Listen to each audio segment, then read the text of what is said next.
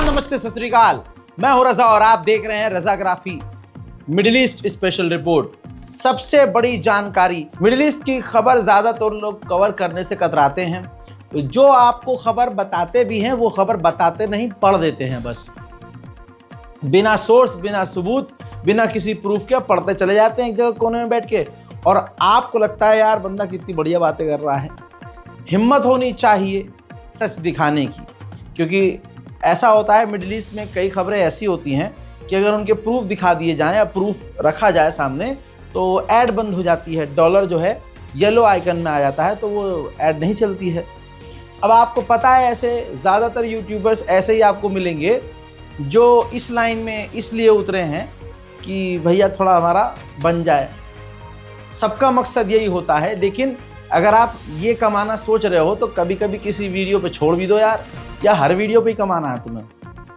बहरहाल आगे बढ़ते हुए बता दूं आपको, मैं आपको तमाम मिडिल ईस्ट की खबरें वो सबूत के साथ दिखाता हूं, जिसकी वजह से कई बार हमारे वीडियोस को डिलीट कर दिया जाता है और कई बार ऐड ब्लॉक कर दिया जाता है, कई बार एज रिस्ट्रिक्शन लगा दिया जाता है और न जाने क्या क्या किया जाता है। फिर भी रजाग्राफी, देखिए रजाग्राफी भी मैं ही हूँ, रजाग्राफी अनस्क्रिप्टेड भी मैं ही हूँ, रजाग्राफी सोशल भी मैं ही हूँ और रजाग्राफी एक्सप्रेस भी मैं ही हूँ। जहाँ रजाग्राफी आ गया समझो ये तुम्हारा भाई है। तो दोस्तों मेरी और मेरी टीम की कोशिश ये होती है कि आपको पूरी जानकारी दें। अब जैसे फ्रांस, अरब मुस्लिम देश पूरी तरह से खामोश है और उससे ज़्यादा एक नॉन मुस्लिम देश फ्रांस इजराइल के खिलाफ बोल रहा है, बार बार कह रहा है। इमैनुअल मैक्रोन बार बार ये मांग कर रहे हैं कि इजराइल गज्जा पर बमबारी बंद कर दे, फिलिस्तीन पर हमले बंद करे और टू स्टेट सॉल्यूशन कर ले। ये कौन कह रहा है? अरब देश नहीं कह रहे हैं, ये कह रहा है फ्रांस। ऐसे में फ्रांस के 27 अधिकारी ह्यूमन राइट से जुड़े हुए, गवर्नमेंट से जुड़े हुए और बहुत सारी ऑर्गेनाइजेशन से जुड़े हुए टोटल 27 एक्टिविस्ट और गवर्नमेंट एजेंट्स जो इजराइल आ रहे थे और उनका मकसद था कि हम गाजा जाएंगे, बॉर्डर पर जाएंगे, फिलिस्तीन के इलाकों में जाएंगे। इजराइल ने उन 27 फ्रांसीसी ऑफिशियल्स को वीज़ा देने से इनकार कर दिया। अब आप इससे समझ सकते हैं कि सीधा टकराव फ्रांस और इजराइल के बीच पैदा हो रहा है। अभी तक फ्रांस की गवर्नमेंट ने इस पर कोई बयान जारी नहीं किया है क्योंकि ये ब्रेकिंग न्यूज़ है, लेकिन इतना कंफर्म है कि एक्सपर्ट कह रहे हैं कि इससे फ्रांस और इजराइल के बीच गहरी खाई खुदेगी और फ्रांस अब और बुरी तरह से इजराइल के खिलाफ इंटरनेशनल लेवल पर स्टैंड लेना शुरू कर देगा। गज्जा के ताज़ा हालात में ये है कि लगातार इजराइल गाजा पर हमले कर रहा है, पूरा घर कुनबा उड़ जा रहा है। एक बाप बता रहा है कि मेरे 4 बच्चे मारे गए हैं।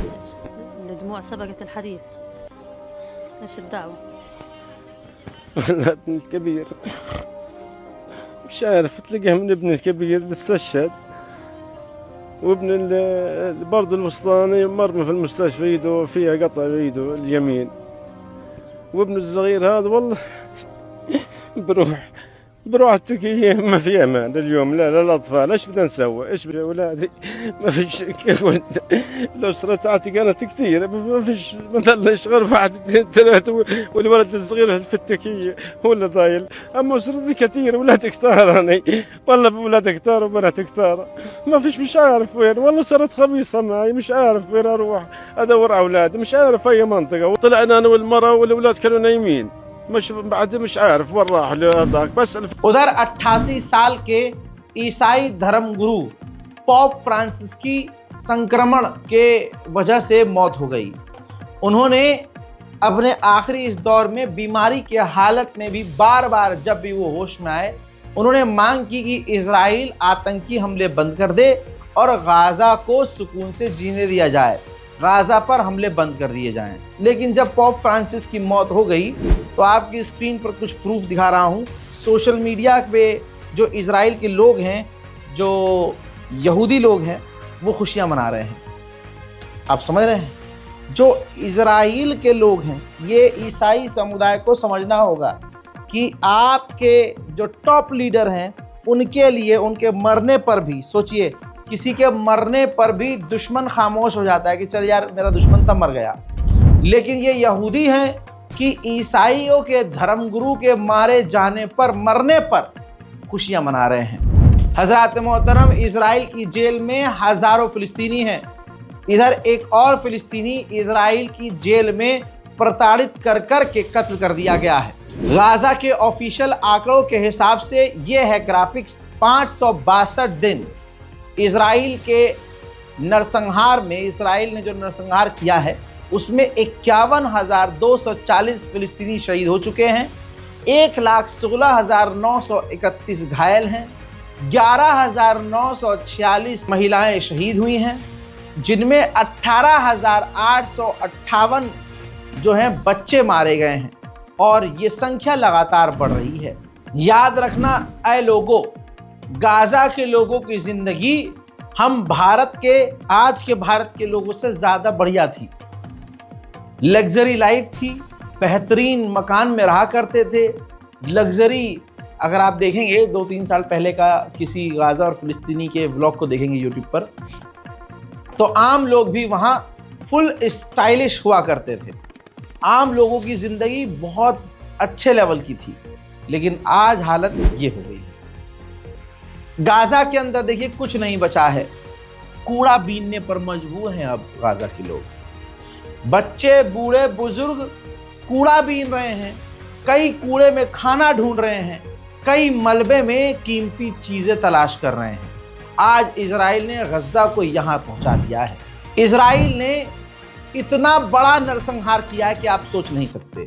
इजराइल अभी 4-5 महीने पहले तक, जब तक हमला कर रहा था 7 अक्टूबर से अब तक, तो हमला करने से पहले वो सेफ जोन का ऐलान करता था कि देखो गज्जा पट्टी पर हमला करने जा रहे हैं, नेबुलस का इलाका या फलाना जो इलाका है वो सेफ जोन है, आप वहां जा सकते हो। इजराइल फिर यहां बमबारी करता था। अब आज का अपडेट ये है कि पिछले, जब ये दोबारा हमला शुरू हुआ है, अब इजराइल जब हमला करता है तो सेफ जोन की घोषणा नहीं करता है, बताता ही नहीं है कि सेफ जोन कहाँ है। इस वजह से इजराइल के एक ही हमले में सैकड़ों लोगों की जान चली जा रही है। उधर जर्मनी ने भी अमेरिका के नक्शे कदम पर चलते हुए 4 स्टूडेंट्स को जो फिलिस्तीन को सपोर्ट कर रहे थे डिपोर्ट कर दिया है, जिसमें से एक अमेरिका का ही व्यक्ति है, अमेरिकी नागरिक है, अंग्रेज है, मुसलमान नहीं। दूसरा और तीसरा व्यक्ति आयरिश है, यानी आयरलैंड के हैं, उनको आयरलैंड डिपोर्ट कर दिया है। चौथा व्यक्ति भी मुसलमान नहीं है, वो भी अंग्रेज है, पोलैंड से है, उस छात्र को भी पोलैंड डिपोर्ट कर दिया है। यानी अब वो नौबत आ गई है कि अब जालिम और मजलूम के बीच लाइन खिंच गई है। अब इंसानियत और हैवानियत की बात है।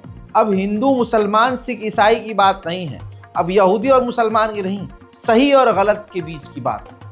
जो सही बोलेगा उसको जुल्म सहना होगा, उसको सजा मिलेगी।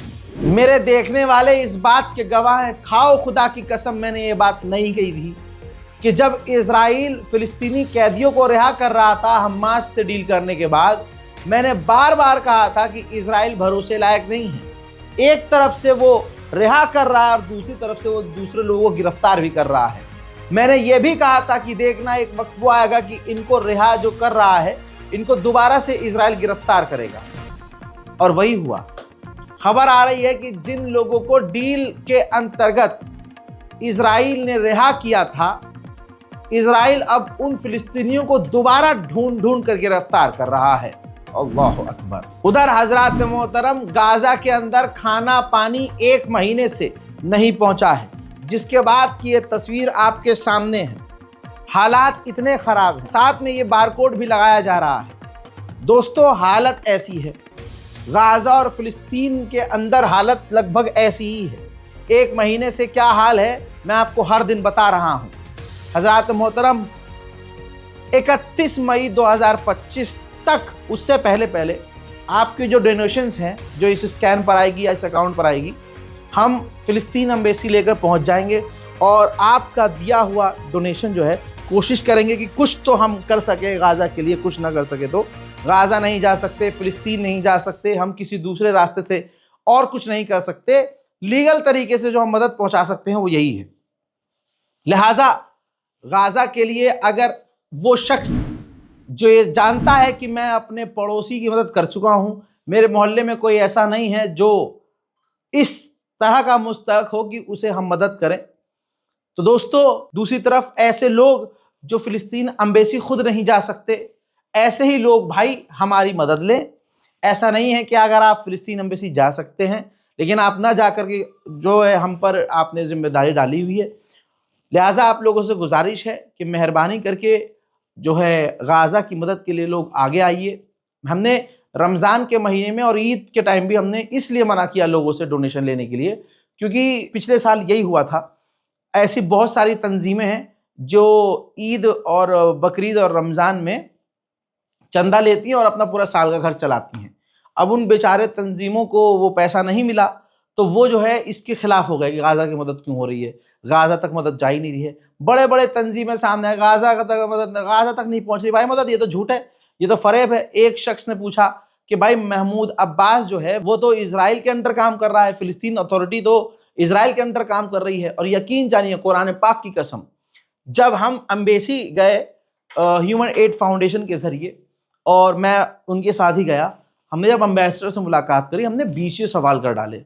उसमें इस सवाल का जवाब उन्होंने ये दिया था कि हम फिलिस्तीन एम्बेसी हैं लेकिन जो डोनेशंस आते हैं वो हम अपने गवर्नमेंट अकाउंट में डालते हैं और डिसाइड करते हैं कि गाज़ा के अंदर जो अलग अलग कई सारे जैसे रेड क्रिसेंट है और जो ग्रुप है वो काम कर रहे हैं, तो वो हमें पहले बोल देते हैं कि हमें इस इलाके में इतने खाने की जरूरत है और इसके लिए हमें इतना पैसा चाहिए। तो हम फिलिस्तीन बैंक में नहीं डालते हैं पैसा, हम यहाँ से डायरेक्ट आप हमें पे करते हो तो हम यहाँ से डायरेक्ट जो है, जैसे जबलिया है वहाँ गज़ा के अंदर, जबलिया के अंदर बहुत मेन जो है गाज़ा का बैंक है। इसके अलावा बहुत सारे ऐसी जगह हैं जहां गाज़ा के अंदर बैंक अभी भी जैसे तैसे हाल में बुरे हालात में है लेकिन काम कर रहे हैं। जैसे एटीएम कई जगह थोड़ा बहुत काम कर रहा है। तो तंजीम जो है यहाँ से उन तंजीमों को पैसा भेजा जाता है फिलिस्तीन अथॉरिटी के द्वारा। यहाँ दिल्ली में जो फिलिस्तीन एम्बेसी है इन्होंने हमें यही जानकारी दी। अब 100 की सीधी बात ये कि अगर आपके डोनेशन, या हमने भी बहुत डोनेट किया, पर्सनली मैंने भी बहुत कुछ किया, अब हम गाज़ा जाकर तो मदद नहीं दे सकते। अब हम बड़ी जिम्मा हो गए कि भाई हमने जो फिलिस्तीन एम्बेसी तक पैसा दे दिया तो हम बड़ी जिम्मा हो गए। अल्लाह के सामने हमारी कोई पकड़ नहीं है। पकड़ होगी अगले की, अगर उसने 1 रुपये में भी अमानत में खयानत की है तो वो जाने और अल्लाह के बीच की बात है। हम जो कर सकते थे हमने किया। तो लोग 5 रुपया 10 रुपया भी जो दे रहे हैं, 1000 सवाल कर रहे हैं। इसीलिए हमने लास्ट टाइम भी कहा था और हमने कई लोगों से बात कही थी कि आप खुद इकट्ठा कीजिए, फिलिस्तीन एम्बेसी जाइए और दे दीजिए, लेकिन वो भी किसी से नहीं हुआ। लिहाजा मदद कर सकते हैं तो करिए, नहीं कर सकते तो मत करिए, अपने अपने ऊपर रहिए। और हमने जाना भी क्यों पड़ रहा है वो भी बता देता हूं। मैंने कल और परसों ही बताया था। मना करने के बावजूद कुछ लोगों ने धीरे धीरे करके जो है 2-3 महीने में 40-42 हज़ार रुपये हमारे अकाउंट में डाल दिया। अब वो भाई देना तो है ही। अब ईद के टाइम जिन लोगों से मुलाकात हुई, हत्ता कि बहुत सारे ऐसे मोमिनीन हैं, अल्लाह उन्हें सलामत रखे, ईमेल कर रहे थे कि भाई कोई तो रास्ता हो, जिगर फट रहा है, हमारी पहुंच आप तक है और आपकी पहुंच वहां तक है, आप कर हम जा भी नहीं सकते। तो जब मैंने सोचा कि भाई जब जाना है ही तो फिर जो बेचारे तड़प रहे हैं, सबसे नहीं, मैं अपील कर ही नहीं रहा, जो तड़प रहे हैं, परेशान हैं भाई, उनके लिए मैंने बोल दिया कि 31 मई 2025 तक या उससे पहले, 31 मई के बाद कोई भी ट्रांसफ़र ना करे। बल्कि हमने तो ये डिसाइड किया, बैंक से बात करके हम अपना अकाउंट ही बंद कर देंगे, वो जो चल रहा है वो बंद कर देंगे, जिससे वो पूरी तरह से अमाउंट आपका ट्रांसफ़र ही ना हो। अभी भी लोग कह रहे हैं कि यूपीआई में बहुत दिक्कत आ रही है, स्कैन नहीं हो पा रहा है। वो इसलिए क्योंकि भाई एक साथ कई लोग ट्रांसफ़र करते हैं तो ये चीज़ आती है। तो आप थोड़ा गैप ले लीजिए, उसके बाद जो कर सकते हैं आप ट्रांसफ़र कीजिएगा। बहरहाल अब बढ़ते हैं खबर की तरफ। इजराइल के प्राइम मिनिस्टर ने भी साफ कह दिया है कि गाज़ा के अंदर जो ट्रंप का ऑपरेशन है, ट्रंप का आइडिया है, उसी पर हम काम करेंगे। गाज़ा के अंदर इजराइल की जो सेना है वो कब्जा करेगी और वही रूल करेगी। हम पूरे गाज़ा पर कब्जा कर लेंगे और गज़ा को चलाने के लिए कोई और सरकार नहीं होगी, वो सिर्फ और सिर्फ मिलिट्री ही चलाएगी, वो भी इजराइल की। हजरात, दूसरी तरफ इजराइल के अंदर एक प्लस पॉइंट ये है कि इजराइल जब बुरी तरह से फंसता है तो फिर वो अपनी गलती कबूल करता है। जैसे इजराइल पर इल्ज़ाम ये लगा था कि उसने 15 मेडिकल हेल्थ केयर वर्कर्स को निशाना बनाकर, एम्बुलेंस को निशाना बनाकर उड़ाया था और कईयों को मारा था। जब उसके सारे सबूत सामने आ गए तो इजराइल ने जांच कमेटी बनाई और जांच में ये क्लियर हो गया कि हाँ, जानबूझकर इजराइल के सैनिकों ने उन मेडिकल वर्कर्स को मारा। इजराइल ने कबूल भी किया कि हाँ, हमसे ये गलती हुई और जिन लोगों ने ये गलती की हमने उनको सेना से निकाल दिया है। गाजा में इजराइल का जुल्म एक ये भी है कि 70% गाजा का इलाका, आप इमेजिन कीजिए, 70% इजराइल ने गाजा के इलाकों को नो गो जोन बता रखा है। यानी गाजा के 70% इलाके को इजराइल ने बैन किया हुआ है कि कोई भी व्यक्ति नहीं जा सकता। अगर वहां जाएंगे तो सीधा गोली मार दी जाएगी। अब बताइए, सिर्फ 30 से 40% इलाके में पूरा गाजा बसा हुआ है, अपने आप को छुपाए हुए है, और फिर उसी 30 से 40% इलाके पर इजराइल बमबारी भी कर रहा है। उधर वेस्ट बैंक में मकानों को लगातार, फिलिस्तीनियों के मकानों को तोड़ा जा रहा है, और जो बहुत बेहतरीन और मजबूत और खूबसूरत फिलिस्तीनियों के मकान हैं, देखिए, उन बिल्डिंगों को तोड़े बिना उन पर इजरायली झंडा लहराकर इजराइल की सेना कब्जा कर रही है। वेस्ट बैंक में और फिलिस्तीन में यही हाल हो रहा है, यही बस हो रहा है। अरब खामोश बैठा है और इजराइल पूरी ताकत से पूरे फिलिस्तीन पर कब्जा कर रहा है। हाल इतना बुरा है फिलिस्तीन के मुसलमानों का कि एक 13 साल का बच्चा और एक 3 साल का बच्चा आपस में, 2-3 बच्चे बॉल खेल रहे थे, फुटबॉल खेल रहे थे रोड पे ही, अपने घर पे ही, घर के बाहर। इजरायली सेटलर्स आए कुछ और उन दोनों बच्चों को, एक 13 साल का बच्चा और एक 3 साल का बच्चा, उनको उठाकर किडनैप करके ले गए और अपने यहाँ पेड़ पर बांध दिया। बवाल हुआ, फिलिस्तीनी फौरन ढूंढने लगे, बड़ी मुश्किल से उन्हें ढूंढ ढांढ कर ले आए और अल्लाह का शुक्र है जिंदा ले आए। ये इजराइल के सेटलर्स तक कर रहे हैं, जैसे आज भारत में बहुसंख्यक समाज मुसलमानों के साथ कर रहा है। कहीं भी बहानों से मुसलमानों को मार दिया जाता है, मुसलमानों को बदनाम करने के लिए, मुसलमानों पर जुल्म करने के लिए अपने ही भगवानों की मूर्तियों को तोड़ दिया जाता है ताकि इल्जाम मुसलमान पर लगे और मुसलमान के खिलाफ कार्रवाई। जहां जहां फिलिस्तीन के लोग फिलिस्तीन में हैं, जैसे ये देखिए, फिलिस्तीनी जो खेत खलियान में अपने काम भी कर रहे हैं या रास्ते से गुजर भी रहे हैं, तो इजराइल के सेटलर्स उन्हें पकड़कर परेशान कर रहे हैं, मार रहे हैं, पीट रहे हैं, उनकी मॉब लिंचिंग कर रहे हैं। सिर्फ इतना ही नहीं, अगली तस्वीर ये देखिए, फिलिस्तीनियों के इलाकों में घुसपैठ करके इजराइल के सेटलर्स ने फिलिस्तीनियों के घरों और इलाकों में आग लगाई। उधर इजराइल के सेटलर्स ये कर रहे हैं, दूसरी तरफ इजराइल की जो सेना है वो वेस्ट बैंक में रेड के दौरान ये देखिए एक और नौजवान को कत्ल कर चुकी है। रोज फिलिस्तीन में इसी तरह से एक दो करके फिलिस्तीनियों को कत्ल किया जा रहा है और सैकड़ों घायल हो रहे हैं, और दर्जनों को रोज के मुताबिक रोज 8 से 10 फिलिस्तीनियों को इजराइल के जो सैनिक है गिरफ्तार कर रहे हैं, किडनैप कर रहे हैं। उधर वेस्ट बैंक में आ जाइए, आगे बढ़ेंगे आप। वेस्ट बैंक में बॉर्डर के इलाके पर तो ये तस्वीर है, वेस्ट बैंक में पूरी ताकत से बुलडोजर चल रहा है और लगातार फिलिस्तीनियों के मकानों को, बिल्डिंगों को तोड़ा भी जा रहा है और उनकी ज़मीन को समतल करके कब्जा किया जा रहा है मुसलमानों के हाथ से। दूसरी तरफ बैतुल मुक़द्दस लगभग निकल चुकी है। ये देखिए, इजराइल के सेटलर्स भारी तादाद में रोज़ बैतुल मुक़द्दस जा रहे हैं, लेकिन मुसलमानों को इजाज़त नहीं है। बात सिर्फ अब वेस्ट बैंक तक नहीं, जेरूशलम तक आ गई है। जेरूशलम में भी इजराइल के मिनिस्टर ने ऐलान किया है कि लगभग 3000 से ज़्यादा हम सेटलमेंट का ऐलान करने वाले हैं। 3000 घर फिलिस्तीनियों के तोड़े जाएंगे और वहां 3000 घर इजरायलियों के बनाकर इजरायलियों को वहां बसाया जाएगा। मेरे दोस्तों, मिडिल ईस्ट स्पेशल रिपोर्ट में फिलहाल के लिए इतना ही। जल्द लौट रहा हूं और ताज़ा तरीन अपडेट के साथ। इस रिपोर्ट को शेयर कीजिएगा, अपनी दुआओं में गाजा के साथ साथ आखिर में दिल करे तो अपनी दुआओं में मुझे भी याद रखिएगा। जय हिंद।